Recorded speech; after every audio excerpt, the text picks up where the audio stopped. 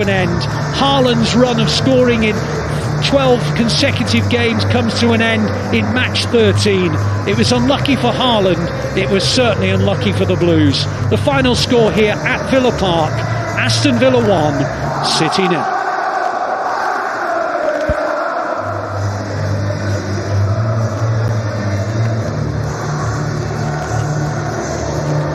Well, let's go back to the studio and we can get the thoughts of Natalie, Joleon and Chris.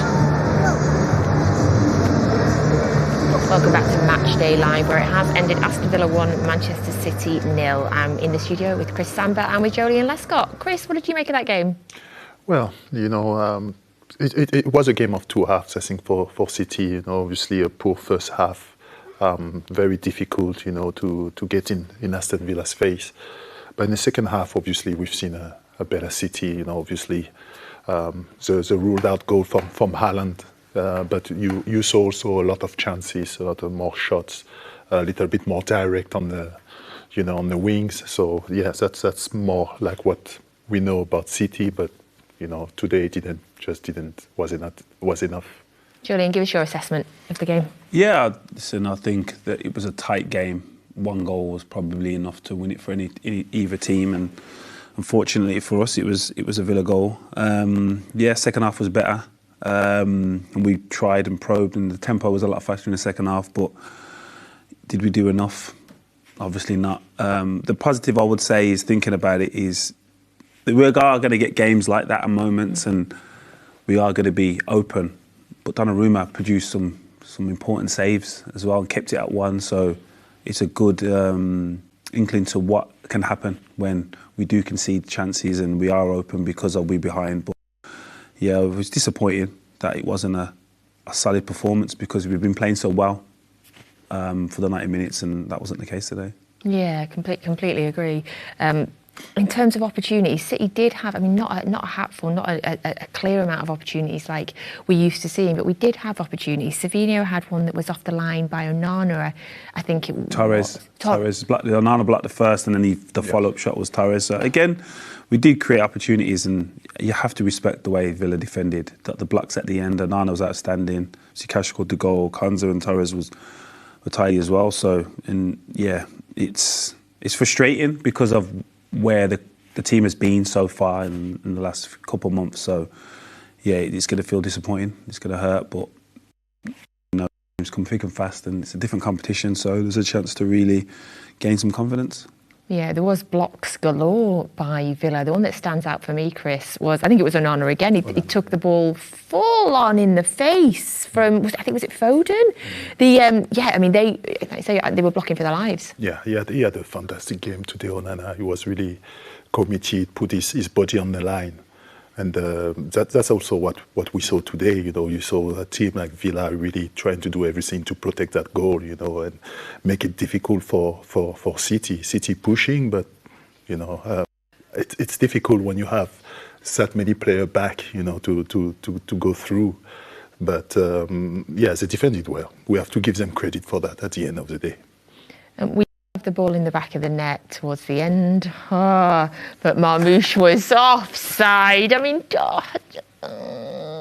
no, because we've got to think about it. If it was the other way around, it'd be clear offside. If it was, yeah, obviously, yeah. Yeah, so we have to be respectful to the line that Villa held, because I think we take defending for granted sometimes, and that respect that is a skill. And Villa did well to hold the line, because it was tight. It was very tight. Could the ball been played quicker? Maybe. But what I liked was the determination from Erling. He didn't consider any other aspect than just get this ball in the net. And it was an impossible ball for a defender to defend, standing in the width of his goal, facing his goal. He can't clear it, but Erling was like, no, I'm going to make sure this goes in. So that was an encouraging sign, but yeah, wrong outcome. Yes, very much. I mean, other encouraging, I like trying to look for the positives. We made quite a few changes in the second half. So Doku, Nico and Nico O'Reilly came on, and I thought it did improve his performance in the second half when the changes were made. Yeah, it did. To me, you know, what is really encouraging for the team is, as you see, the team is not at its best, but you're still in the game at 1-0, you know, and in the second half, created chances without being at your best. That's why we say that sneaky position a little bit behind. We don't think straight away at City being the ultimate favourite, but we feel that little, little tweak, and you're on the other side, and you become that unbeatable team again.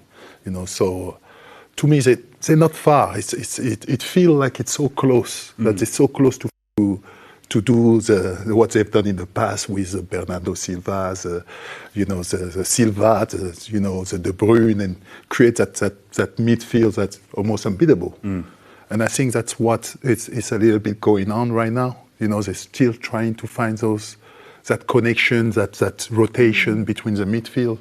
And it's not much missing there. Yeah. Can you find any other positives from the game? Listen, it wasn't totally negative, and me struggling to find one now doesn't mean there wasn't some. But yeah, as I said, players come and change the game, and that's a good sign. Yeah. Like, that is a positive in itself.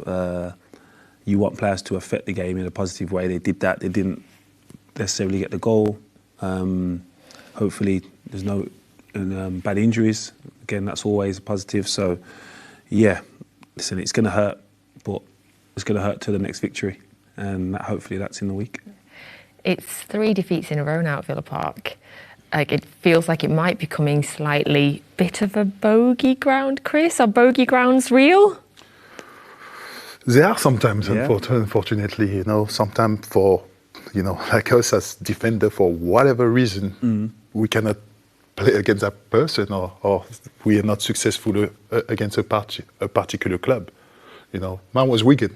It didn't make sense, but I was almost never able to win a football game at Wigan Athletic, and everybody have his own boogie ground. We had a period against Wigan as well, Chris. Don't worry. Yeah. I remember it. Yeah, in the FA Cup. You remember that? Mm-hmm. FA Cup final, is he? Yes. Yeah.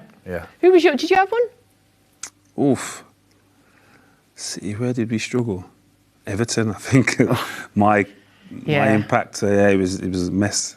Yeah. I think I just raised the atmosphere every time I turned up at Goodison Park. They were so excited for us to lose.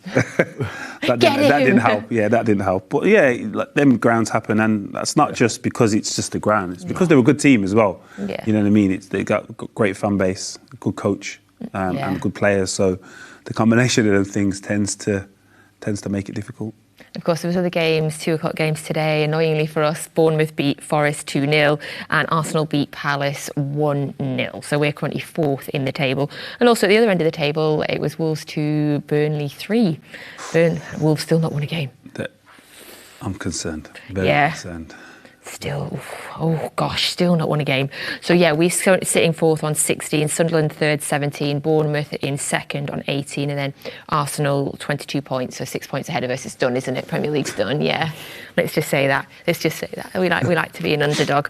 Okay, and so we move on, and you're right, the games continue to come thick and fast, and our next game is Wednesday night, and we go back to the League Cup, and we will be playing the Championship side, Swansea, in the League Cup this year. So that is Wednesday night, and of course I will be here in the MatchDay live studio with you, and we have a very special show because basically they got a bit of a free ride today, did FG and Luke Stanley. They went all the way to Villa Park and worked for 5 minutes. And so we are going to bring them here into the studio on Wednesday night, and I am going to grill them and make them work like they have never worked before, because it is only fair. Of course, playing Swansea. Chris, we mentioned earlier, of course, about your sons in the academy. We've seen in the League Cup this season an opportunity for academy players to come through. Are you hopeful that maybe we might see an academy player get an opportunity in this game? Every time, we're every time excited to see some new faces and see, what they can do, or the potential that they've got going forward. So it will be also the chances, I'm sure, for a couple of the players to be rested and and be ready and fresh for the next game. What's important is obviously when you change these players, that the player coming in really try to keep the quality going, and obviously that's the element you have to fight to stay. That's what we're talking about for a young player. So it's good that it will be an opportunity for those young players. Hopefully we can look at them and say they've done well. Yeah, we had 8 academy players involved in the game at Huddersfield. Yeah, but just thinking about the team that it could be, like Shirky, Mamouche, Oscar Bob, Rico Lewis, like Nathan Aki. There's a lot of quality still in there. Yeah. So, yeah, it'd be great Yeah. bedding in academy, but it's also a chance to get players up to speed and, yeah, exciting. And always, obviously, treating the opposition with respect. So Swansea currently sitting 13th in the Championship. Victory against Norwich at the weekend for them. I mean, fairly mid-table, 3 points off the playoffs, 7 points off the relegation. They're fairly sitting mid-table at the minute, Swansea. But always, you've got to treat these opponents with respect in the Cup. Yeah, definitely. And this will be a massive game for them. So that them results won't matter. Like, this will be a different mentality there coming to this game, which is a coach case for them to shine and prove to some that they may want to play at this level or see what this level is about. And yeah, this will be like their cup final, a cliche. But again, if City go there with a professional head, yeah, it shouldn't be a tough game. Lots of passionate fans in South Wales as well, because that game is at Swansea, so that is Wednesday night in the League Cup. Thank you so much for joining us on Matchday Live. Don't forget as well that there is tickets still available for the Women's Derby. So that is City taking on United. That is at the Etihad Stadium. Saturday the 15th of November. So that's usually international break. Saturday the 15th of November. Don't forget, tickets still available for that one. So do get yourselves down and support our women's team at the Etihad Stadium. Chris, thank you very much for being here. Have you enjoyed your debut? I did, you know, easy, you know, feel like home. We will be keeping a watchful eye over your 3 sons as they continue their progress in the academy, and we hope that we'll see you again. Thank you very much. Joleon, thank you always. Thank you. Will we see you again soon, or is that your annual appearance done? That's again. Thank you. Thank you, everybody, for watching Matchday Live today. Not the result we hoped for, but a long way, of course, in the season, and we look forward to seeing you for our league game on Wednesday. So don't forget again, tickets available for the Women's Derby, and we will leave you with this. Manchester Derby is back this November at the Etihad Stadium. 2 teams be 1 winner. City United, play your part, ring the noise, get your tickets now.